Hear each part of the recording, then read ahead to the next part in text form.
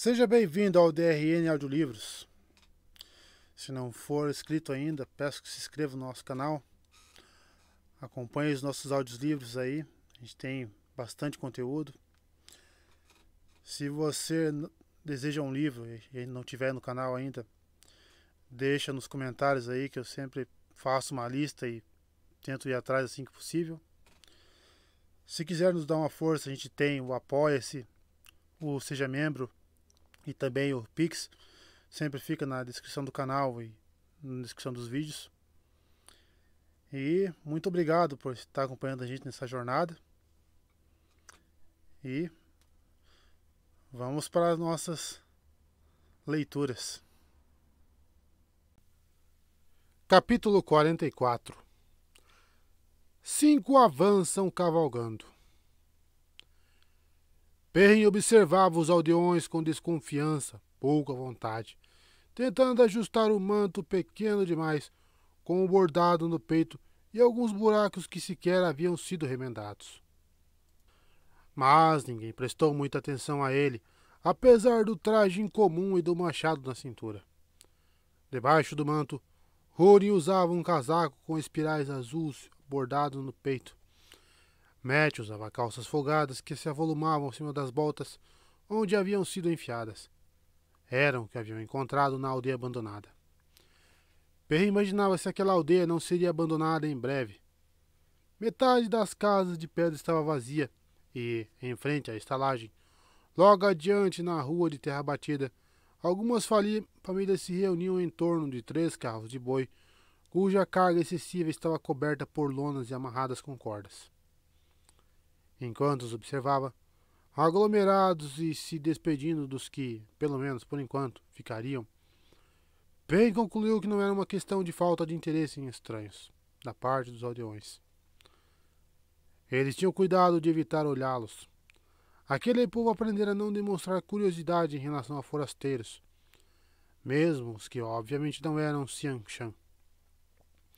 Nos últimos tempos, desconhecidos poderiam ser perigosos na ponta de Toman, e tinham encontrado a mesma indiferença deliberada nas aldeias anteriores.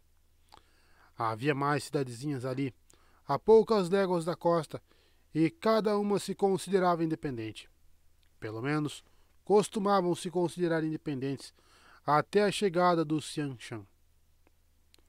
Acho que é hora de pegar os cavalos, sugeriu Matt.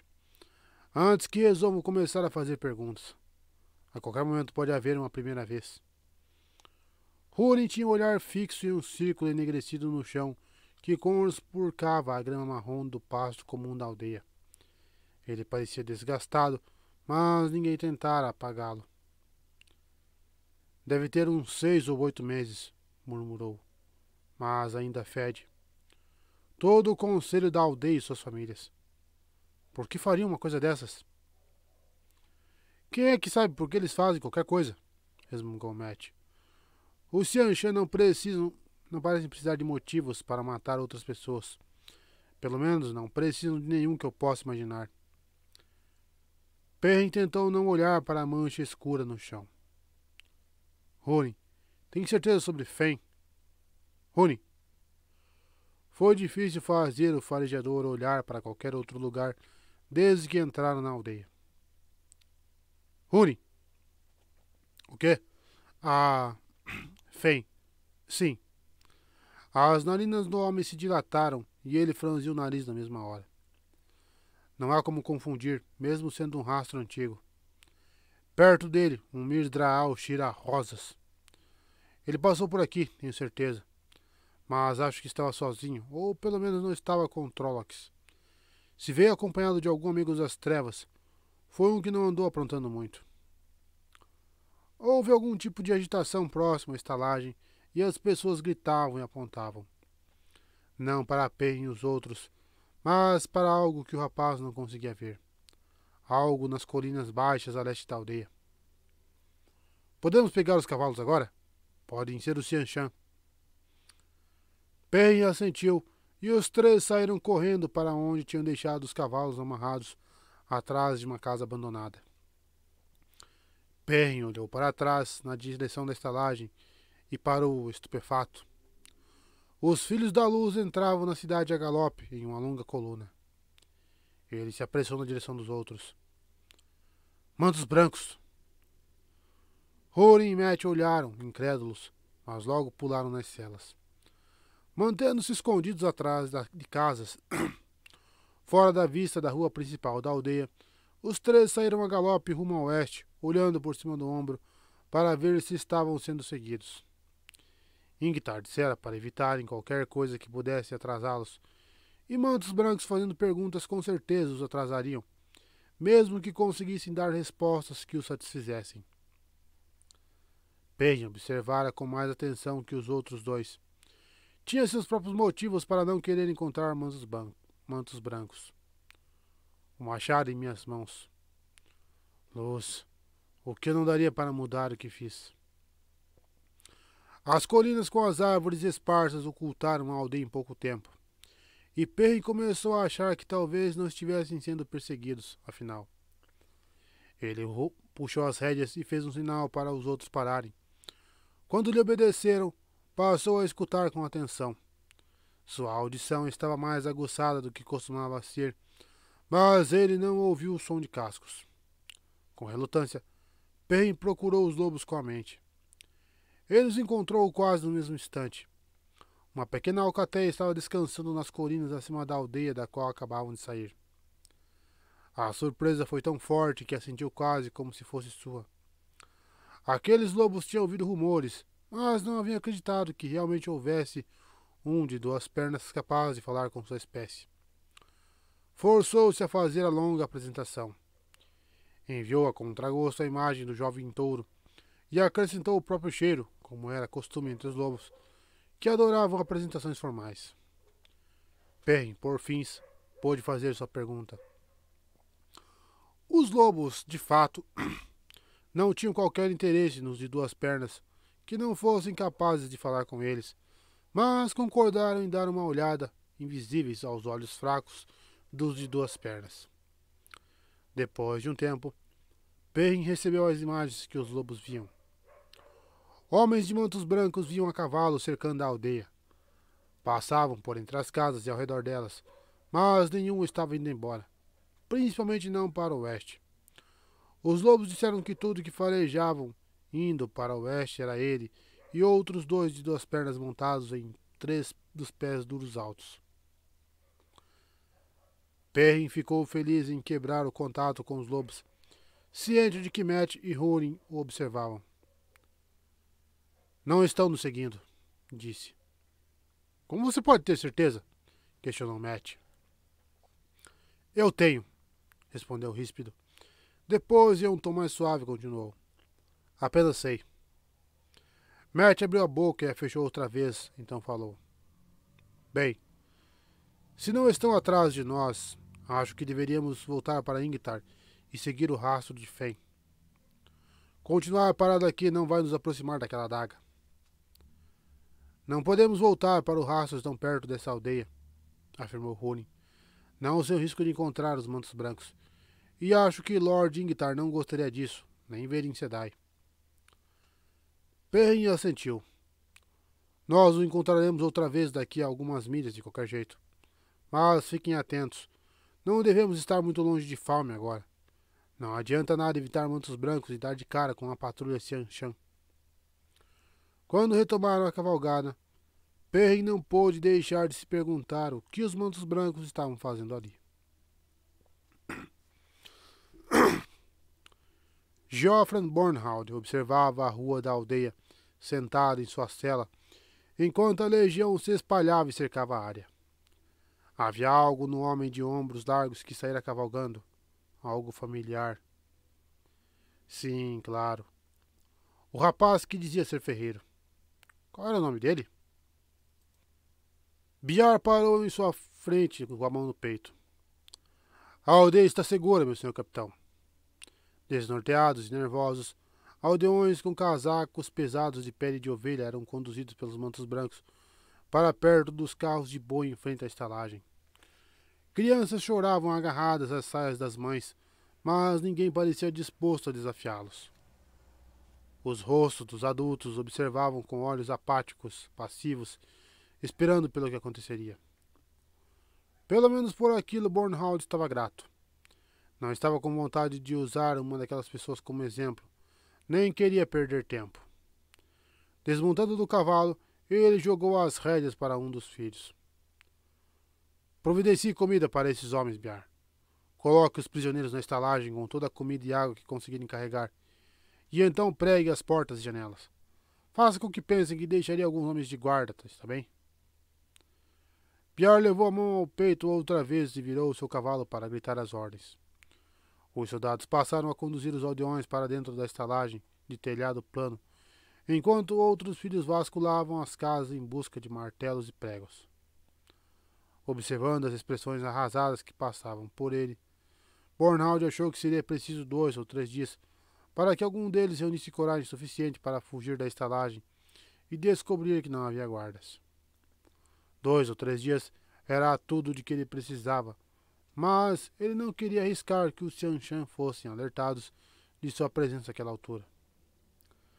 Deixando homens bem para trás, de modo a fazer os questionadores pensarem que toda a legião ainda estava espalhada pela planície de Almoth, ele conseguira levar mais de 1000 filhos até quase o fim da ponta de Toman, e fizera isso sem ser descoberto, pelo que sabia.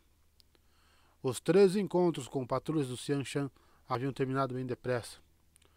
Os estrangeiros estavam acostumados a enfrentar inimigos já derrotados, e os Filhos da Luz tinham sido uma surpresa mortal. Ainda assim, os Xianshan lutavam tão bem quanto as hordas do Tenebroso, e o comandante não conseguia deixar de se lembrar do encontro que lhe custara mais de 50 homens. Ainda não sabia qual das 2 mulheres cobertas de flechas que vira depois da luta era a Aes Sedai. Biar, um dos homens de Bornhold, lhe ofereceu água em um copo de cerâmica de um dos carros de boi. O líquido desceu gelado em sua garganta. O homem de rosto esquelético desceu da cela. Sim, senhor capitão. Quando eu for enfrentar um inimigo, Biar, começou Bornhold devagar, você não tomará parte. Apenas observará de longe e levará ao meu filho um relatório do que acontecer. Mas, meu senhor capitão... Isso é uma ordem, filho Biar, retrucou firme. Você vai obedecer, não vai? Biar se impertigou e ergueu a cabeça. Às suas ordens, meu senhor capitão. Bornhold estudou o homem por um momento. Ele obedeceria, mas era melhor dar outro motivo, além de contar a Dain como o pai havia morrido. Não era como se não tivesse informações urgentes para Amador. Tinha notícias urgentes desde o encontro com a Aes Sedai. Eram 1 ou 2. 30 soldados do Xianshan, bons soldados, e 2 mulheres que me custaram mais do que o dobro de baixas. Desde aquilo, ele não tinha mais esperança de sobreviver à ponta de Toman. Na improvável hipótese de os Xianshan não darem cabo de sua vida, os questionadores com certeza se encarregariam disso. Depois que tiver encontrado meu filho, que deve estar com o senhor capitão Eamon Valda, perto de Tarvalon, e contado a ele, você deve seguir para Amador e se apresentar ao senhor capitão comandante. A Pedron Ninhal, em pessoa, filho Biar. Você contará a ele o que descobrimos sobre o Xianshan. Deixarei as informações por escrito. Certifique-se de que ele compreenda que não poderemos mais pensar que as bruxas de Tarvalon estão satisfeitas em manipular os acontecimentos dos bastidores. Se elas lutam pelo Xianshan, tenho certeza de que as enfrentaremos em outras batalhas. Ele hesitou. A última informação era a mais importante de todas. As pessoas do Domo da Verdade precisavam saber que, mesmo com todos os famosos juramentos, as Aes Sedai estavam dispostas a entrar em batalha. Aquilo deprimia. O mundo em que a Aes Sedai usavam o poder na guerra. Não sabia ao certo se lamentaria deixá-lo, mas havia mais uma mensagem que ele queria que fosse levada a Amador. E Biar, conte a Pedro Unial como fomos usados pelos questionadores. Às suas ordens, meu senhor capitão, respondeu Biar. Mas Bornhold suspirou ao notar a expressão do outro homem. Não compreendia. Para Biar, As ordens eram para ser obedecidas. Não importavam se vinham do senhor capitão ou dos questionadores, e não importava quais fossem. Também escreverei essa mensagem para que você entregue a Pedro Unial, completou Bornhold. Tampouco sabia ao certo se aquilo adiantaria. Um pensamento lhe ocorreu, e ele franziu a testa a olhar para a estalagem, onde os filhos martelavam os pregos nas panelas e portas com estrépito. Perrin, murmurou. Esse era o nome. Perrin, de Dois Rios. O amigo das trevas, meu senhor capitão? Talvez, Biar. Ele mesmo não tinha certeza, mas sabia que um homem por quem os lobos pareciam lutar não poderia ser outra coisa. E sabia que aquele Perrin matara 2 filhos. Acho que o vi quando chegamos, mas não lembro de algum dos prisioneiros parecer um ferreiro. O ferreiro deles foi embora há um mês, meu senhor capitão. Alguns estavam reclamando que teriam partido antes de chegarmos, se não tivessem precisado consertar as rodas dos carros sozinhos. Acha que aquele homem era Perrin, meu senhor capitão? Quem quer que fosse, não há mais sinal dele, não é mesmo? E ele pode contar sobre nós ao Xianshan. Um amigo das trevas com certeza faria isso, meu senhor capitão. Bornhold engoliu o resto da água e jogou o copo no chão. Os homens não farão refeições aqui, filho Biar. Não deixarei esse Xianshan me pegarem cochilando. Não importa se será Perrin, de Dois Rios, ou outra pessoa que os avise. Ordene que a legião monte, filho Biar. Longe, acima de suas cabeças, uma grande forma alada descrevia círculos no céu, sem que ninguém a visse. Rand praticava as formas com a espada na clareira onde haviam montado acampamento, dentro de um arvoredo no topo de uma colina. Queria parar de pensar. Tiveram algumas chances de procurar o rastro de Fen com Húrin. Todos tiveram, de 2 em 2 ou 3 em 3, para não atraírem muito a atenção, e não havia encontrado nada até então. Naquele momento, aguardavam o retorno de Matt e Perrin com o farejador. Os 3 deveriam ter voltado havia algumas horas. Loyal estava lendo, é claro, e não dava para dizer se o tremelicar das orelhas peludas eram por causa da história ou do atraso do grupo. Uno e a maioria dos soldados xienaranos estavam sentados, tensos, lubrificando as espadas ou vigiando as árvores, como se esperassem que os Xianshan fossem aparecer a qualquer momento. Apenas Verin parecia despreocupada. A Aes estava sentada em um tronco ao lado da pequena fogueira, murmurando sozinha e rabiscando a terra com um longo graveto. Volta e meia ela balançava a cabeça, apagava tudo com o pé e começava outra vez. Todos os cavalos estavam selados e prontos para partir, e cada um dos animais xienaranos estava amarrado a uma lança fincada no chão. A garça atravessando os juncos, observou Ingtar. Estava sentado, recostado em uma árvore, deslizando uma pedra de amolar pela lâmina da espada e observando Rand. Você não deveria perder tempo com essa. Deixe a guarda completamente aberta. Por um instante, Rand se equilibrou na ponta de um dos pés, segurando a espada acima da cabeça com ambas as mãos, apontando a lâmina para a frente, guarda reversa. Depois, com um movimento suave, passou a se equilibrar no outro pé. Lan disse que é uma boa forma para treinar o equilíbrio. Algo que achava difícil quando estava envolto no vazio. Tinha a impressão de que seria capaz de manter o equilíbrio até em cima de um pedregulho rolando, mas não se atrevia a buscá-lo. A vontade era grande demais. Não podia confiar que não faria algo errado. Você sempre vai usar sem querer as posições que pratica demais. Até dá para enfiar a espada no oponente desse jeito, se for rápido, mas não antes de ter a lâmina dele entre suas costelas. Isso é praticamente um convite. Acho que eu não seria capaz de lutar contra alguém com a guarda tão aberta e não enfiar a espada nele, mesmo que ele pudesse me acertar também. É só para treinar o equilíbrio em guitarra. Hunt se balançou sobre apenas um pé e teve que colocar o outro no chão para não cair. Embanhou a espada com força e pegou o manto cinza que usava como disfarce.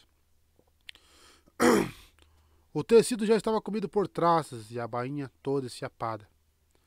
Mas a lã era grossa e o vento já estava mais forte, trazendo o frio do oeste.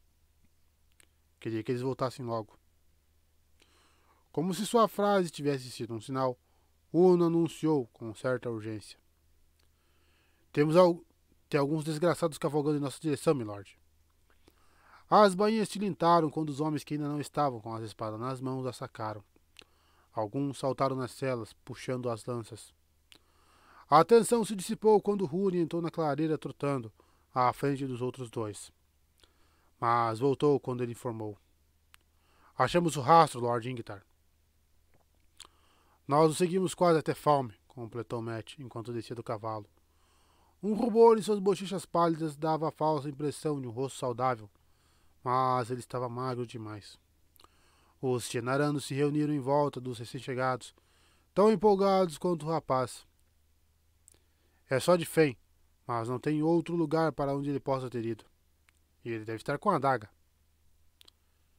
Também encontramos mantos brancos, comentou Húrin, perrinhapeando. Centenas. Mantos brancos? Exclamou Ingtar, fazendo a testa. Aqui? Bem, se eles não nos importunarem, não vamos importuná-los. Talvez isso nos ajude a chegar à trombeta, se os Xianshan ficarem ocupados com eles. Seu olhar recaiu sobre Verin, ainda sentado ao lado do fogo. Imagino que vai me dizer que eu deveria tê-la ouvido, a Aes Sedai. O homem foi mesmo para Falme. Há de ser o que a roda tecer, respondeu Verin calma. Na companhia de Taverem, o que acontece é o que deveria acontecer. Pode ser que o padrão exija esses dias a mais. Tudo é colocado com precisão em seu devido lugar e, se tentamos mudar algo, ainda mais quando Taverem estão envolvidos, a tessitura se altera para nos colocar de volta dentro do padrão, como deveríamos estar. Fez-se um silêncio desconfortável que ela pareceu não notar. A mulher continuava parada, rabiscando com o graveto. Agora, acho que precisamos fazer planos.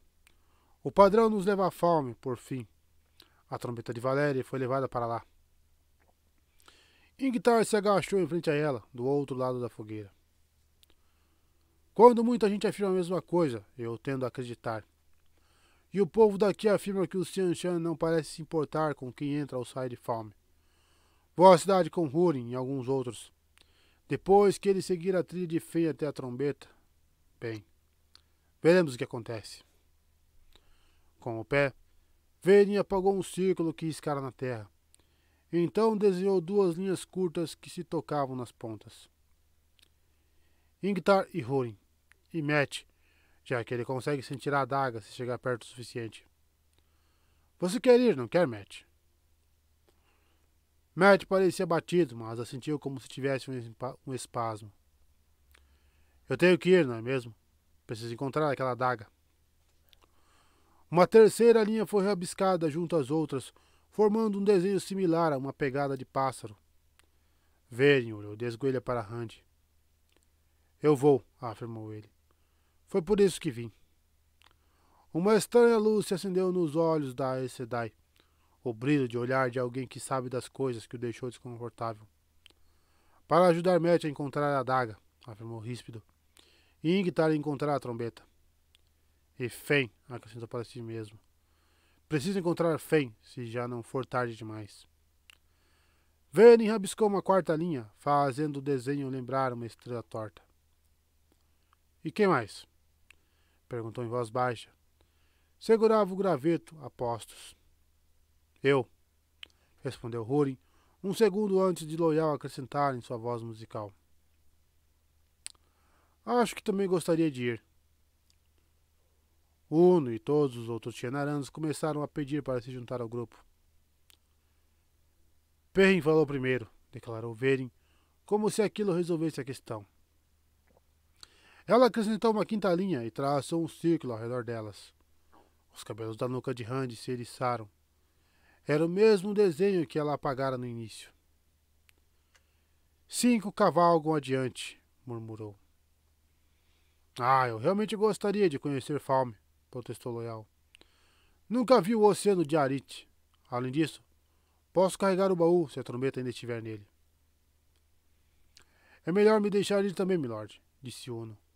O senhor e Lord Hand vão precisar de mais uma espada de cobertura se esses Xianshan chamejados tentarem impedi-los de avançar. Todos os outros soldados informaram que se sentiam da mesma forma. Não sejam tolos, ralhou Velen severa. O olhar dela os silenciou. Não dá para todos irem. Não importa se os Xianshan parecem não se incomodar com estranhos. Eles com certeza notarão 20 soldados. E vocês não pareceriam outra coisa mesmo sem as armaduras. E 1 ou 2 não vão fazer diferença. 5 é um número pequeno bastante para não chamar a atenção, e é adequado que 3 deles sejam os 3 Taverem que nos acompanham. Não, Loyal. Você também precisa ficar. Não há Ogier na ponta de Toman. Você atrairia tantos olhares quanto todos os outros juntos. E quanto a você? Perguntou Rand. Velen sacudiu a cabeça. Você se esquece das Damani. Ela apertou os lábios com um desgosto ao dizer aquilo. A única forma de ajudá-lo seria canalizando, o que não ajudaria em nada, se atraísse Damani até vocês. Mesmo que não esteja perto o suficiente para ver, é possível sentir uma mulher canalizando. Ou o homem, por sinal. É preciso tomar cuidado para canalizar apenas uma pequena quantidade do poder. Ela não olhou para Rand. Ele teve a sensação de que ela fazia questão de não olhá-lo, e Merty e Perrin voltaram a atenção para os próprios pés. Um homem? Bufou Ingtar. Velen Sedai, por que juntar mais problemas? Já temos muito com que nos preocupar sem supor que eles também tenham homens canalizando. Mas seria bom se você fosse. Se precisarmos de você... Não. Os 5 precisam ir sozinhos. Ela passou o pé outra vez sobre o desenho da roda, apagando um pedaço. Ela encarou os 5 um a um, concentrada com a testa franzida. 5 cavalgam adiante. Por um momento, Ingtar pareceu prestes a pedir mais uma vez. No entanto, ao encarar a mulher, deu de ombros e se virou para Rune. Quanto tempo até chegarmos à Falme? O farejador coçou a cabeça. Se sairmos agora e cavalgarmos durante a noite, conseguimos chegar lá amanhã, no nascer do sol. Então o que vamos fazer? Não perderei mais tempo. Selle os cavalos. Uno, quero que você traga os outros. Venham depois de nós. Mas não sejam vistos, nem deixem qualquer peso. Rand fitou a roda rabiscada no chão, enquanto Ingtar continuava a dar instruções. Estava quebrada agora e com apenas 4 raios. Por algum motivo, aquilo lhe deu um calafrio. Ele percebeu que Velen observava, com olhos brilhantes e atentos como os de um pássaro. Precisou se esforçar para desviar o olhar e começar a arrumar os próprios pertences. Você está se deixando levar por fantasias, ralhou consigo mesmo irritado. Ela não pode fazer nada se não estiver lá.